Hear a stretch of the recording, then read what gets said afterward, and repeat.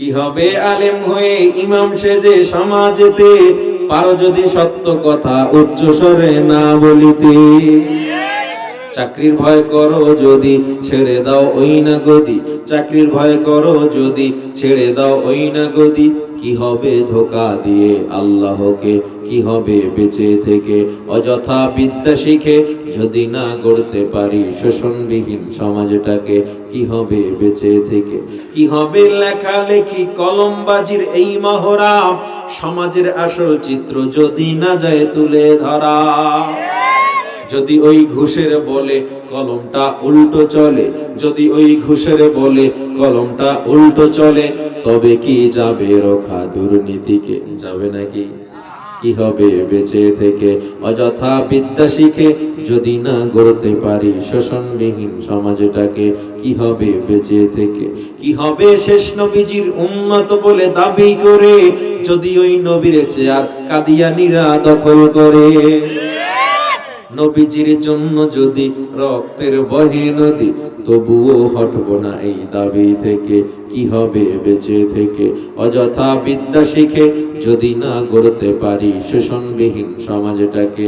কি হবে বেঁচে থেকে, কি হবে বেঁচে থেকে। আমি যত বড় ইমানদার দাবি করি, যত বড় মাওলানা দাবি করি, যত বড় মুফতি দাবি করি, যত বড় বক্তা হই না কেন, পিঠ বাঁচানোর জন্য যদি কথা বলি, হক কথা না বলি, মানুষকে সতর্ক না করি, আমার পিঠের চামড়া কিয়ামতের দিন আল্লাহ ঠিক রাখবেন না। যত বড় তাবলীগওয়ালা হও, যত বড় পীরের মুরিদ হও, তোমার সামনে দিন দুপুরে অনাহারে রমজানে খানা পিনার আয়োজন হবে, তোমার সামনে গান বাজনার আয়োজন হবে, কনসার্ট হবে, মেলা হবে, তুমি বাধা দিবা না। আল্লাহ বলে কিয়ামতের ময়দানে আমি আল্লাহ এরকম মুনাফিকদেরকে সবার আগে জাহান্নামের তলদেশে পৌঁছে দিব। ইন্নাল মুনাফিকিনা ফিদ দারকিল আসফালি মিন্নার, একেবারে তলদেশে। হক কথা বলার প্রয়োজন আছে না নাই? ওয়াতাওয়াসাউ বিল হক, সত্য প্রচার করো, সত্য প্রচারে নিজেও করো, অন্যের কাছেও সত্য প্রচারের উপদেশ দাও। আল্লাহ কয় সত্য কথা হক কথা বললেই হবে না, ওয়াতাওয়াসাউ বিস সবর, ধৈর্য ধারণ করতে হবে। কি হবে না? ধৈর্য আছে আমগো? আছে? কার কার আছে? রাহা মিথ্যা কথা হাত নামান। কি ধৈর্য আছে? বউ যদি দুইটার খানা তিনটায় দেয়, বউরে তালাক দেয়, বউর মায়েরও দেয়, বাপেরে দেয়, 14 গোষ্ঠী দেয়, দুইটার খানা তিনটায় দিছে, নুনে কম হইছে, এর লেগে বউ পিটায় কাঁচা মারিয়া। নাই আপনাকে এদিকে নাই? কাঁচা বুঝেননি? আমাকে কুয়াকাটায় কাঁচা কয়, আপনাকে দেশও কাঁচা কয়। একই এলাকার মানুষ কাঁচা গেছে, বউ মারে। কত বড় বীর পুরুষ, বাইরে কেউ লেগে পারে না। বউ তো নিজের মানুষ, এরে এরে মারার মধ্যে বাহাদুরি কি আছে আমাকে একটু বুঝান তো আপনারা। বউ ফিডায় এহিনো বহু আল্লাহর ওলি আছে, বউ ফিডে এখন তো চুপ হয়ে রয়েছে। বুড়া যেডি আছে এডি ফিডেই আইছে বয়সের কালে। ওই যে পুত্রের বউ নতুন আয়, তোরা কি করছ? যাই হোক, ওই আলোচনা আমি যেতে চাই না, আলাদা আলোচনা। আমি যেটা বুঝাতে চাচ্ছি, ধৈর্য। আমি চিটাগাং বয়ান করতেছিলাম রমজানের আগে। বয়ানের সময় চিটাগাং সার্কিট হাউস মাঠে, বিশাল মাঠ, তো এখানে যত মানুষ ছিল প্রায় লক্ষাধিক মানুষ হাত হয়েছে, একটা মানুষও বাদ নেই। আমি চাই রইলাম সবাই দিকে হাত নামাইতে কইলাম। ওয়ালানাবলুওয়ান্নাকুম বিশাইইম মিনাল খাউফ, এই আয়াতের উপর আলোচনা করতেছিলাম। এরপর যখন ধৈর্যের পরিপূর্ণ ব্যাখ্যা দিলাম, আর একজন হাত উঠায় না। একজন হাত উঠাইছে। কয়জন? এই কাছে থেকে, সামনে থেকে। হুজুর আমার ধৈর্য আছে। আমি কইলাম এই লক্ষাধিক মানুষের মধ্যে কেউর ধৈর্য না, আপনার একার আছে? ব্যাখ্যা দেওয়ার পরে হুজুর আমার আছে। কেন? হুজুর বিয়া 25 বছর হয়েছে, প্রেম করছি, ছ্যাক খাইছি, বিয়ে করে নিয়ে আন পর্যন্ত 25 বছর ধৈর্য ধরে আছে। কয় বছর? 25 বছরে বিয়েই করে না, এটা কি ধৈর্য না?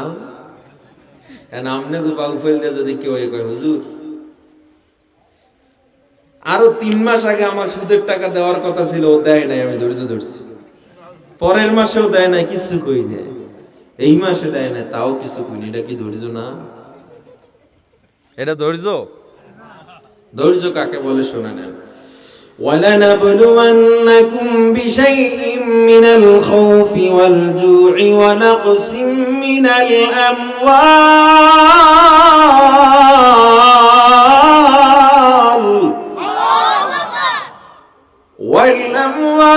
وَالْأَنفُسِ وَالثَّمَرَاتِ।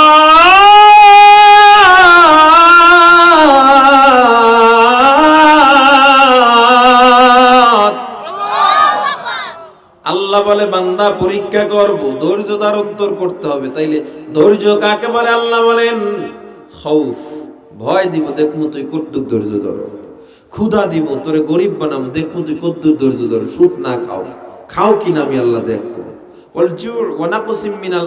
সম্পদ কমায়া দেব, দেখমু তোর ধৈর্য কত দূর। তুই কি গ্রামীণ ব্যাংকে যাই সুদে কিস্তিতে টাকা নামাইছো ব্র্যাক ব্যাংক দিয়া, নাকি কি করছো? আমি দেখমু তোর ধৈর্য কত দূর। ওয়ানাকসিম মিনাল আমওয়াল ওয়াল আনফুসি, জান নিয়ে যাব আমি আল্লাহ, তোর সন্তান মারা যাবে, দেখমু তুই তখন আমি আল্লাহর উপরে কতটুকু ভরসা করে ধৈর্য ধারণ করো, তখন আমি দেখব। ওয়াসসামারাত, ফসল ক্ষেত খামার নষ্ট হয়ে যাবে, বৃষ্টিতে তরমুজ পচে যাবে, ধান হবে না, দেখবো তখন তুই আমি আল্লাহর উপরে শুকর আদায় করে নামাজের সিজদায় যাও, নাকি খালি ঘুরো আর কান্নাকাটি করো, আহারে আল্লাহ আমার এটা কি করলা, কি করলা তুমি এটা। আল্লাহ কয় তখন দেখবো তোর ধৈর্য। তুই যদি ওই সময় ধৈর্য ধারণ করো, ক্ষুধা, অসহায়ত্ব, বাসায় টাকা পয়সা নাই কিন্তু হারাম খাওয়া নাই, সুদে টাকা নামাও নাই, ধৈর্য ধারণ করছো, আল্লাহ বলেন সবচেয়ে ছোট যেই পুরস্কার তাও 10 দুনিয়ার সমান একটা জান্নাত। এটা তো আখিরাতে, দুনিয়ায় কি শোনেন, আল্লাহর নবীজি বলেন তোমাকে আল্লাহ ধৈর্য ধারণের কারণে একটা সময় এত নিয়ামত দিবে গণনা করে শেষ করতে পারবে না। আমরা ধৈর্য ধরি না বিদায় আমরা আল্লাহর থেকে ওই নিয়ামত পাই না। আমার জবানের কারণে, আমার চিন্তার কারণে আল্লাহ নিয়ামত উঠায় নিচ্ছে। তোর কাছে আম হইছে এত, আমারটা পোকায় ধইরা, দূর আমার কপালটাই খারাপ, ভাগ্য আমার দিকে আল্লাহ মুখ তুললে আর তাকাইব না মনে হয়। এই কথা বলে কি বলে না?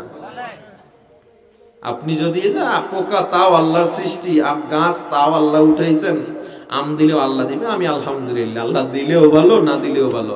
আল্লাহ কয় তোর জন্য নিয়ামতের অপেক্ষা, এমন দেওয়া দিব গণনা করে শেষ করতে পারবে না।